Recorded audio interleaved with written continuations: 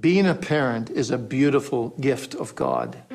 There's really nothing quite like it in the world. It changes your whole life. For one thing, it cures you of a lot of your selfishness, but it also gives you joys that you just can't imagine before you are a parent, particularly when you bring your children up in the fear of the Lord. And if you see God working in them savingly, the Apostle John said, there's no greater joy than to see my children walk in the truth. And to see your children grow up at every different stage and see them developing in their gifts and in the fear of God and the spiritual discernment is just incredibly rewarding. Well, I wrote this book on parenting because I feel there's a dearth of good books on parenting from a reformed covenantal perspective that brings into play the whole counsel of God deposited in the scriptures.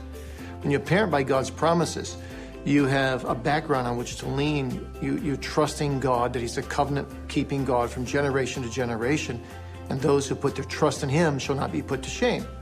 We all make a lot of mistakes as parents, and the amazing thing is that our children turn out in the end as well as they do. I think in Parenting by God's Promises, you have a book that really explains the whole theological framework of what parenting is to be, how we are to parent our children, the way that God parents us covenantally. So we are to parent them covenantally. And then I began to show you how to function in that theological perspective as a prophet, as a priest, and as a king in your own home. And from there, I take you to practical problems that are usually not addressed in parenting books today.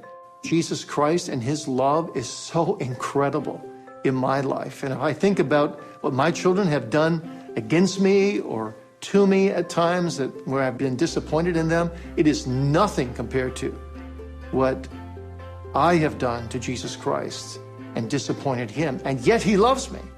And so I got to love them and keep on loving them unconditionally as a reflection of His love for me.